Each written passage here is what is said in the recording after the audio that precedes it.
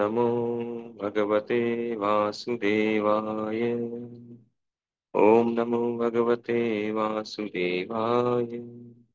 ओम नमो भगवते वासुदेवाय। नारायणं नमस्कृत्य नरं चैव नरोत्तमं देवीं सरस्वतीं व्यासं ततो जयमुदीरये। नष्टप्रायेषु भद्रेषु नित्यं भागवत सेवया भगवती उत्तमश्लोके भक्तिर्भवति नैष्ठिकी। नमो विष्णुपादाय कृष्णपृष्ठाय भूतले श्रीमते भक्तिवेदांत स्वामिनिति नामिने। नमस्ते सारस्वती देवी गौरवाणी प्रचारिणे निर्विशेष शून्यवादी पाश्चात्य देशकारिणे। श्रीमद् भागवतम स्कंद एक अध्याय पांच। नारद द्वारा व्यास देव को श्रीमद् भागवत के विषय में आदेश। श्लोक संख्या 15। तो श्लोक का तो तात्पर्य है, आज चुका था, आधा रह गया था, है ना, वो हम अभी करेंगे। जुगुप्सितं धर्म कृते अनुशासत स्वभाव रक्तस्य महान व्यतिक्रम यद्वाक्यतो धर्म इति तरः स्थितो न मन्यते तस्य निवारणं जनः। सामान्य लोगों में भोग करने की स्वाभाविक प्रवृत्ति होती है और तुमने धर्म के नाम पर उन्हें वैसा करते रहने के लिए प्रोत्साहित किया है। ये अत्यंत घृणित तथा अत्यंत अनुचित है, क्योंकि वे लोग तुम्हारे उपदेशों के अनुसार मार्गदर्शन प्राप्त करते हैं। अतः वे ऐसे कार्यों को धर्म के नाम पर ग्रहण करेंगे और निषेधों की भी परवाह नहीं करेंगे। तात्पर्य, वेदों में ये स्पष्ट कहा गया है कि जीवन की सफलता न तो किसी बृहद ग्रंथ के लिखने, न धन संचय करने और न ही संतति बढ़ाने में है। इसे अनासक्ति द्वारा ही प्राप्त किया जाता है। लेकिन भौतिकवादी व्यक्ति ऐसे आदेशों को अनसुना करते हैं। उनके अनुसार तथाकथित संन्यास आश्रम उन व्यक्तियों के लिए है जो किसी शारीरिक दोष के कारण जीविका कमाने में अक्षम हैं, या उन व्यक्तियों के लिए जिन्हें पारिवारिक संपन्नता नहीं मिल पाई। निस्संदेह महाभारत जैसे इतिहास ग्रंथों में आध्यात्मिक विषयों के साथ साथ लौकिक विषयों की भी चर्चा है। महाभारत में ही भगवत गीता सन्निविष्ट है। महाभारत की संपूर्ण विचारधारा की अंतिम परिणति भगवत गीता की चरम उपदेश के रूप में होती है कि मनुष्य को चाहिए कि सारी व्यस्तताएं त्याग कर भगवान श्री कृष्ण के चरणार बिंदों की शरण में जाकर अपने को पूरी तरह लगा दे। लेकिन भौतिकवादी प्रवृत्तियों वाले लोग राजनीतिक, अर्थशास्त्र तथा परोपकारी कार्यों में अधिक रुचि रखते हैं, जिनका उल्लेख महाभारत में है, और मुख्य विषय अर्थात भगवत गीता के प्रति कम रुचि दिखाते हैं। श्री नारद व्यासदेव की इस समझौतावादी प्रवृत्ति की प्रत्यक्ष भर्त्सना करते हैं और ये उपदेश देते हैं कि प्रत्यक्ष रूप से ये घोषित करें कि मनुष्य जीवन की मूलभूत आवश्यकता भगवान के साथ अपने नित्य संबंध को अनुभव करना तथा अविलंब भगवान की शरण में जाना है। किसी विशेष रोग से पीड़ित मरीज प्राय उसके लिए वर्जित की गई वस्तुओं को खाने को ललचाता है, लेकिन दक्ष चिकित्सक कभी भी मरीज से समझौता करके उसे कुपथ्य खाने की अनुमति नहीं देता। भगवत गीता में यह भी कहा गया है कि सकाम कर्म में अनुरक्त व्यक्ति को उसकी वृत्ति से परांग मुख नहीं करना चाहिए, क्योंकि उसे धीरे धीरे आत्म साक्षात्कार के पद तक ऊपर उठाया जा सकता है। कभी कभी ये उन लोगों पर लागू होता है जो बिना किसी आध्यात्मिक अनुभूति के कोरे मीमांसक बने रहते हैं, लेकिन जो भक्ति के पथ पर लगे हैं उन्हें ऐसे उपदेश की हमेशा आवश्यकता नहीं रहती। तो पिछले तात्पर्य में हमने पढ़ा था कि नारद मुनि जी व्यास देव जी को डांट लगाते हैं कि आपने क्या कर दिया है। लोग तो वैसे ही जो है इंद्रिय तृप्ति, इंद्रिय भोग में लगे हुए हैं, उनकी रुचि है उसमें, और आपने उनको और ज्यादा उसमें लगा दिया है, कर्म कांड में लगा दिया है। ऐसे शास्त्रों की रचना की है जो धर्म के नाम पर और अधिक इंद्रिय तृप्ति करने को प्रोत्साहित करते हैं। तो इससे लोगों का भला होने वाला नहीं है। इस प्रकार को समझाते हैं। तो क्योंकि व्यास देव जी के द्वारा लिखे गए ग्रंथों से उसके बाद में क्या हुआ था आपको पता है। उसके बाद जो है मांसाहार की प्रवृत्ति बढ़ गई लोगों में, यज्ञ के नाम पर बलि दे दे करके। और यज्ञ बलि का पूरा प्रोसेस तो फॉलो करते नहीं है। देवताओं के समक्ष बलि दो और बस खाओ। और बाकी जो उसमें डोंट्स हैं, नहीं करना क्या नहीं करना है, उसको फॉलो नहीं करते। ऐसे करके इतना ज्यादा बढ़ गया था कि भगवान को बुद्ध बुद्ध रूप में आना पड़ा। और आकर के उन्होंने वैदिक नियमों का बहिष्कार किया।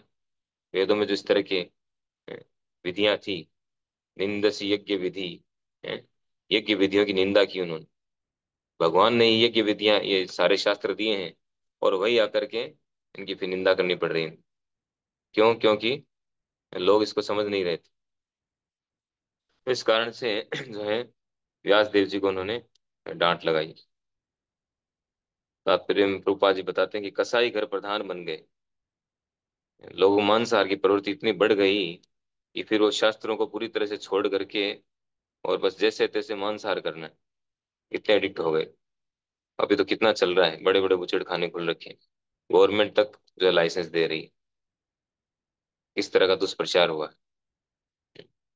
फिर आज के तात्पर्य में कह रहे हैं कि जीवन की सफलता तो वैदिक शास्त्र में बताई गई है कि जीवन की सफलता किसमें है। जीवन की सफलता इसमें नहीं है कि बहुत सारे ग्रंथ लिखे जाए, बड़े बड़े शास्त्र लिखे जाएं और धन संचय किया जाए या संतानें बढ़ाई जाए।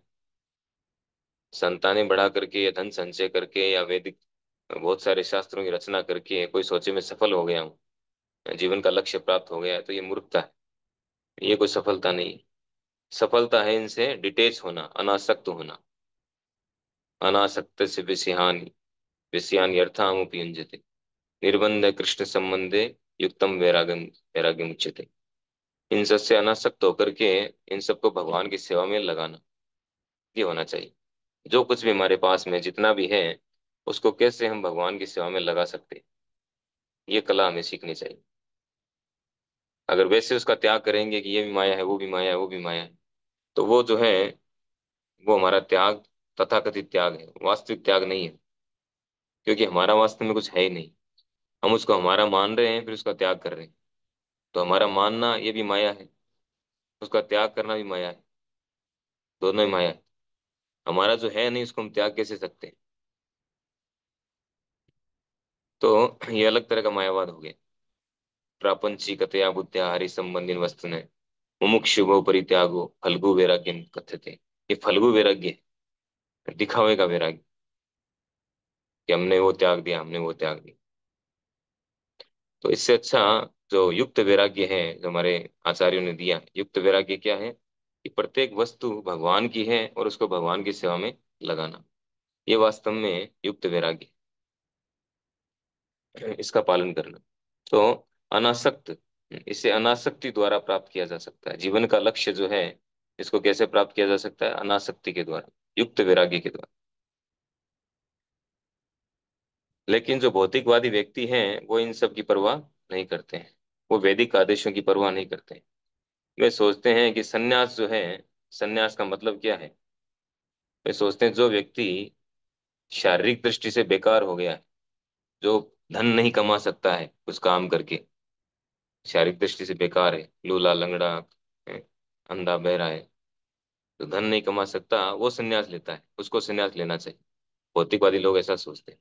या या जिसका विवाह नहीं हुआ, जिसके परिवार नहीं है, फैमिली वाले नहीं है, उसको परिवार का सुख नहीं मिल रहा है, उसको सन्यास ले लेना चाहिए। इस तरह की मेंटेलिटी होती है। एंड जब नहीं मिला तो अंगूर खट्टे हैं। अंगूर हाथ में नहीं आए तो कह दिया अंगूर खट्टे। ऐसा नहीं, सब कुछ है फिर भी उसको, उसका त्याग करना, वो त्याग है, उसको भगवान की सेवा में लगाना। तो निस्संदेह महाभारत जैसे इतिहास ग्रंथों में यहाँ बता रहे हैं कि महाभारत जो है उसमें लौकिक विषयों की चर्चा है, बहुत सारी लौकिक कथाएं हैं उसमें। लेकिन साथ ही साथ उसमें भगवत गीता भी है। और अंत में जो है भगवत गीता सार रूप में है उसमें। और भगवत गीता का अंतिम उपदेश क्या है? सर्वधर्मान परित्यज्य माम एकम शरणम व्रज। सारे धर्मों को छोड़ करके, सारी उपाधियों को छोड़ करके और एकमात्र भगवान श्री कृष्ण की शरण ग्रहण करना। ये भगवत गीता का अंतिम उपदेश है। लेकिन जो भौतिकवादी लोग हैं वो इसको एक्सेप्ट नहीं करते हैं। क्यों नहीं करते हैं? क्योंकि और सारे शास्त्र होने के कारण, इतने सारे शास्त्र हैं और उसमें और इतनी सारी बातें हैं, तो वो उनको फॉलो करते हैं, उनको प्रायोरिटी देते हैं। अगर वो सब नहीं होकर के केवल भगवत गीता का संदेश होता, केवल भागवतम होता, तो शायद लोग, शायद क्या, बिल्कुल भी डाइवर्ट नहीं होते। अब क्या हो रहा है, ये इतने सारे शास्त्र होने जो अपने आप को आस्तिक भी बताते हैं, धार्मिक भी बताते हैं, और सारे गलत काम भी करते हैं। यानी भक्ति भी नहीं कर रहे हैं और अपने आप को धार्मिक भी प्रेजेंट कर रहे हैं। ये शास्त्रों में बताया गया है, इसलिए कर रहे हैं। मांस खाना शास्त्रों में बताया गया है, ये करना शास्त्रों में बताया गया है। अलग अलग देवी देवताओं की उपासना कर, तो अपने आप को धार्मिक भी मान रहे हैं और सारे गलत काम भी कर रहे हैं। शास्त्र में पूरी बात भी नहीं मान रहे। इससे अच्छा अगर केवल भागवतम होता, गीता होती, तो क्या होता? या तो ये फॉलो करो, नहीं तो मत करो। नहीं करो तो आप धार्मिक व्यक्ति नहीं हो, और करोगे तो आप धार्मिक व्यक्ति हो। तो तीसरा ऑप्शन ही नहीं था उनके पास। तो अब लोगों ने बीच की गली निकाल ली, इसका गलत फायदा, डिसएडवांटेज। तो कह रहे हैं, भौतिकवादी प्रवृत्तियों वाले लोग राजनीतिक, अर्थशास्त्र तथा परोपकारी कार्यों में अधिक रुचि रखते हैं, जिनका उल्लेख महाभारत में है, और मुख्य विषय अर्थात भगवत गीता के प्रति कम रुचि रखते हैं।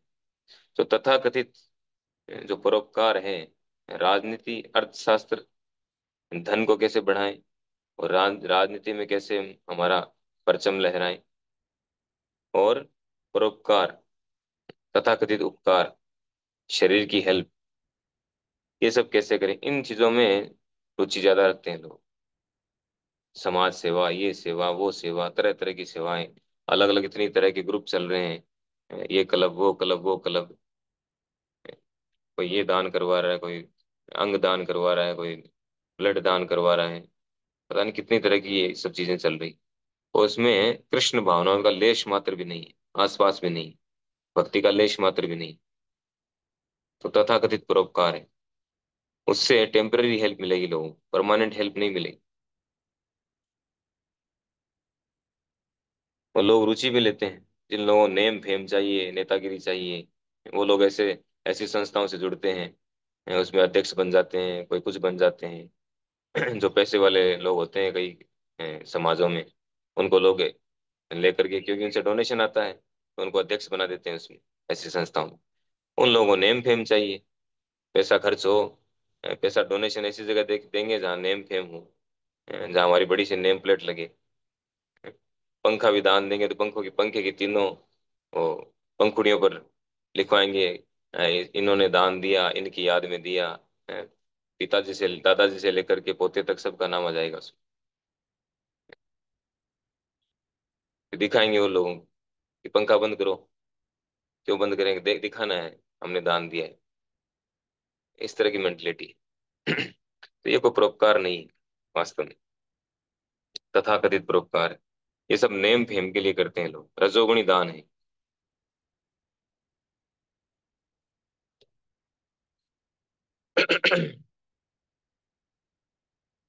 तो भगवत गीता की जो वास्तविक शिक्षा है उसमें कम रुचि लेते हैं ऐसे लोग। ऊपरी ऊपरी अपने आप को धार्मिक दिखाते हैं, जो कि वास्तव में ऐसे लोग धार्मिक नहीं होते। वो अपने नेम फेम के लिए सब कार्य करते हैं। तो श्री नारद व्यास देव की इस समझौतावादी प्रवृत्ति की प्रत्यक्ष भर्त्सना करते हैं, और ये उपदेश देते हैं कि प्रत्यक्ष रूप से घोषित करें कि मनुष्य जीवन की मूलभूत आवश्यकता भगवान के साथ अपने नित्य संबंध को अनुभव करना तथा अविलंब भगवान की शरण में जाना है। नारद जी प्रत्यक्ष रूप से उनको, उनकी निंदा कर रहे हैं, भत्सना कर रहे हैं कि क्या किया आपने, इस तरह के समझौतावादी कार्य क्यों किया। लोग वैसे डाइवर्ट हैं, उनको और ज्यादा डाइवर्ट कर दिया। उनको ये बात सिखाओ कि भगवान जो है उनके साथ उनका क्या संबंध है, संबंध तत्व है, अभिधेय तत्व है, प्रयोजन तत्व है, ये सिखाना जरूरी है लोगों को। मनुष्य जीवन प्राप्त करके भी अगर वो नहीं सीखेंगे, फिर कब सीखेंगे वो? मनुष्य जीवन प्राप्त करके और इन सब चीजों में लग गए कर्म कांड में, तो पूरा उनको तो लाइफ पूरी स्पॉइल हो जाएगी, खत्म हो जाएगी। अथा तो ब्रह्म जिज्ञासा। आप तो ब्रह्म जिज्ञासा करो, फिर कब करोगे? तो वो कह रहे हैं ये समझौतावादी जो प्रवृत्ति है इसको छोड़ो, इसको समझौता नहीं होना चाहिए। जैसे प्रभुपाद जी हैं, प्रभुपाद जी ने कहीं समझौता नहीं किया। वो विदेश गए प्रचार करने के लिए, उनको कई ऐसे वो नकली साधु मिले जो यहाँ से गए थे प्रचार करने, और वहां जाके सब सुटेड बुटेड हो गए थे। केवल दिल है हिंदुस्तानी, सर पे लाल टोपी रूसी, या पतलून इंग्लिस्तानी, जूता है जापानी, बस दिल है हिंदुस्तानी। उन्होंने प्रभुपाद जी को कहा बस दिल हिंदुस्तानी रखो, बाकी सारी चीजें बदल लो। रूपा जी ने कहा नहीं, मैं कोई समझौता करने नहीं आया, मैं यहाँ पे कुछ लेने थोड़ी है, इनको देने के लिए आया हूँ। तो लेने आए हैं यहाँ पर जिनका कुछ कुछ पर्सनल एम्बिशन है, खुद की इच्छाएं हैं, धन प्राप्त करना है, वो समझौता करेंगे, मैं क्यों समझौता करूं, मैं तो इनको देने के लिए आया हूँ। तो रूपा जी ने कोई समझौता नहीं किया, उसी धोती कुर्ते में प्रचार किया उन्होंने, और वही चार नियम बताए, वही सो माला बताई करना, कोई कॉम्प्रोमाइज नहीं। इस तरह से होना चाहिए, तब प्रचार होता है। भले ही कम शिष्य बने, कम लोग जुड़े, प्रचार कम हो, कोई दिक्कत नहीं है, लेकिन जो लोग जुड़ेंगे वो एकदम मजबूत लोग होंगे। ऐसे लोग क्या काम के, केवल भीड़ इकट्ठी कर लिया, नेता लोग करते हैं वैसे, केवल भीड़ इकट्ठी करने से क्या फायदा? वो तो कोई भी कर सकता है। डेडिकेटेड लोग होने चाहिए, मिशन के प्रति शरणागत हो, मिशन के लिए कुछ भी कर कर गुजरने को तैयार हो, ऐसे लोग होने चाहिए। तो करें समझौतावादी जो प्रवृत्ति इसको छोड़ करके, और प्रत्यक्ष रूप से घोषित करें, क्या घोषित करें कि मनुष्य जीवन की मूलभूत आवश्यकता है भगवान के साथ अपने भूले हुए संबंध का अनुभव करना। कि भगवान के साथ हमारा क्या संबंध है, हम उनके अंश हैं, हमारा उनसे नित्य संबंध है, उसको अनुभव करवाना, ये बताना लोगों को ये जरूरी है। और उनकी शरण में जाना, तुरंत अविलंब जितना जल्दी हो सके उनकी शरण में चले जाना। शरण में जाने का अर्थ उनके शरणागत होकर कार्य करना, उनके आदेशों के अनुसार उनकी प्रसन्नता के लिए कार्य करना। अभिधेय संबंध, अभिधेय किसी विशेष रोग से पीड़ित मरीज प्राय उसके लिए वर्जित की गई वस्तुओं को खाने को ललचाता है। तो महत्वपूर्ण बात कही गई यहाँ पे। ये ये इस श्लोक का सार है इस पैराग्राफ में, अंत में। तो कह रहे हैं कि जो जैसे मरीज है, मरीज को जो कोई विशेष रोग हो जाता है, एग्जाम्पल के लिए शुगर समझ लेते हैं, किसी को शुगर हो गई, डायबिटीज हो गई। तो डायबिटीज हो जाती है, डॉक्टर उसको क्या कहता है? डॉक्टर कहता है नहीं, अब शुगर बंद, शुगर कैंडी बंद, एकदम से स्टॉप कर देता है। अब मरीज जो है उसको तो वो तो खाना चाहता है, ललचाता है वो खाने के लिए, लेकिन डॉक्टर उसको इजाजत नहीं देता। जो सही डॉक्टर है उसको इजाजत नहीं देगा। जो सही नहीं है, समझौता करने वाला डॉक्टर है, वो क्या कहेगा? कोई बात नहीं, थोड़ी थोड़ी खा लिया करो, दिन में 20 ग्राम खा लो। वो सोचेगा मेरा क्या जा रहा है, मरेगा तो ये मरेगा, है ना, डायबिटीज बढ़ जाएगी तो अच्छा है। लेकिन जो वास्तव में सही डॉक्टर होगा वो कोई समझौता नहीं करेगा, और वो कहेगा नो तो नो, नहीं खाना तो नहीं खाना, चाहे तुम्हारी कितनी इच्छा क्यों ना हो, तुम्हारे स्वास्थ्य के लिए सही नहीं है, तुम्हारे भले के लिए नहीं है, इसलिए नहीं खाने देगा। उसी प्रकार से यहाँ पर उपाजी कहना चाह रहे हैं कि व्यासदेव जी को चाहिए था कि इस तरह के समझौतावादी शास्त्र न लिखे हों। लोग चाहे कुछ भी चाहते होंगे, लोग धन चाहते होंगे, ऐश्वर्य चाहते होंगे, नेम फेम चाहते होंगे, या संतान चाहते होंगे, कुछ भी चाहते होंगे, उनकी चाह को देख करके उनके लिए वैसे शास्त्रों की रचना करना, वैसे पूजा विधियां, इन देवताओं की पूजा करो, उन देवी की पूजा करो, ये प्राप्त करो, ये सब नहीं करना चाहिए, ये सब समझौतावादी कार्य है, ये सब नहीं करना चाहिए चाहिए था। एक सही डॉक्टर की तरह जो उसके भलाई जिसमें होने वाली है, वास्तविक भलाई होने वाली है, वो ट्रीटमेंट देना चाहिए था उसको, ये बता रहे हैं। तो जो सही डॉक्टर है, दक्ष चिकित्सक कभी भी मरीज से समझौता करके उसे कुपथ्य खाने की अनुमति नहीं देता। भगवत गीता में यह भी कहा गया है कि सकाम कर्म में अनुरक्त व्यक्ति को उसकी प्रवृत्ति, उसकी वृत्ति से परांगमुख नहीं करना चाहिए। ये एक अब अलग एंगल से समझा रहे हैं, क्योंकि भगवत गीता में भगवान ने बताया है किसी ऐसे लोगों को डाइवर्ट नहीं करना चाहिए। कृष्ण विद न विचालते, जो कृष्ण विद हैं वो अकृष्णविद लोगों को, जो भक्ति में नहीं है, जो कर्म कांड में लगे हुए हैं, ऐसे लोगों को विचलित नहीं करना चाहिए। वो जो लगे हैं उसमें उनको लगे रहना देना चाहिए। लेकिन ऐसा भी नहीं है। विचलित नहीं करने का अर्थ है उनको बिना विचलित किए उनको भक्ति में लाना। उनको पहले ही विचलित कर दिया, डिस्टर्ब कर दिया, तो न तो भक्ति करेंगे और न ही कर्म कांड को फॉलो करेंगे, कुछ नहीं करेंगे, नास्तिक बन जाएंगे। इसलिए उनको बिना विचलित करें। जैसे हम देखते भी हैं कई बार जो अ, भक्ति में नए नए आते हैं, तो थोड़े समय के बाद में ही वो अति उत्साह होता है प्रचार करने का, रजोगुणी उत्साह। तो फिर किसी भी व्यक्ति से कुछ भी वो बोल देते हैं। नया नया व्यक्ति उसको कह देते हैं ये मत करो, उस देवता की पूजा मत करो, उस देवता की पूजा मत करो, उसकी मत करो, क्या कर रहे हो आप लोग, ये भक्ति थोड़ी है। सीधा ऐसे उपदेश देने लग जाते हैं। ये सही नहीं होता है। धीरे धीरे वो जो कर रहे हैं उनको बोलो आप जो कर रहे हैं ठीक है, आप करते रहें, साथ में हरे कृष्ण महामंत्र का जप करें। उनको हायर टेस्ट दें, गीता पढ़ें, क्लास में आए, प्रसाद खाएं। फिर धीरे धीरे उनको हायर टेस्ट मिलेगा तो लोअर टेस्ट अपने आप चला जाएगा। वो भी तो बुद्धिमान है, उनमें बुद्धि है। वो खुद इसको चूज कर लेंगे कि हाँ यार इसमें ज्यादा मजा आ रहा है, इसमें ज्यादा आनंद आ रहा है। वो जो कर रहे थे हम इतने समय से करते आ रहे हैं, इतने वर्षों से कर रहे हैं, उसमें इतना आनंद नहीं आया, और ये थोड़ा सा करने में इतना आनंद आ रहा है, थोड़ा और ज्यादा करके देखते हैं। तो अपने आप वो समय मैनेज करेंगे, उसको कम करेंगे, इसको ज्यादा करेंगे, धीरे धीरे धीरे, फिर धीरे धीरे एक लेवल पे आ जाए। फिर उनको बोले ये सब बातें बताएं। दूसरा सीधा ना न करें, उनको अंतर बताएं दोनों चीजों का, इसका ये फायदा है, इसका ये फायदा है, इसका ये नुकसान, इसका ये नुकसान। ये फायदा नुकसान बताएं। लोगों को फायदा नुकसान चाहिए, वो फायदे और नुकसान के आधार पर चूज करते हैं और खुद भी रियलाइज करेंगे। तो इस तरह से बिना उनको विचलित किए कृष्ण भक्ति में लाना, ये कला सीखना जरूरी है। उनको परांगमुख न करना, क्योंकि उसे धीरे धीरे आत्म साक्षात्कार के पद तक उठाया जा सकता है। कभी कभी ये उन लोगों पर लागू होता है जो बिना किसी आध्यात्मिक अनुभूति के कोरे मीमांसक बने रहते हैं। लेकिन जो भक्ति के पथ पर लगे हैं उन्हें ऐसे उपदेश तो हमेशा आवश्यकता नहीं रहती है। तो ये उपदेश जो है, ये भक्ति में लगे लोगों के लिए हमेशा नहीं है। जो भक्ति में लग चुके हैं उनको ये बात बताना जरूरी नहीं है, वो तो जानते हैं क्या सही है क्या नहीं। लेकिन जो भक्ति में नहीं लगे हैं उनके लिए है। लेकिन उनको धीरे धीरे बिना डाइवर्ट किए, बिना विचलित किए उनको भक्ति में लाना चाहिए। तो यहाँ इस श्लोक में जो महत्वपूर्ण संदेश है, व्यास देव जी ने जो अलग अलग शास्त्र दिए, इनकी प्रसन्ना की गई है नारद मुनि के द्वारा। साफ साफ कहा गया कि इनकी कोई आवश्यकता नहीं थी। वास्तव में आवश्यकता जो है वो श्रीमद् भागवत की शिक्षा की आवश्यकता है। बाकी सारी चीजें जो है वो समय व्यर्थ जाता है उसमें। इतना समय है नहीं कलयुग के लोगों के पास में। हरे कृष्ण। श्रीमद् भागवत महापुराण की जय। श्रील प्रभुपाद की।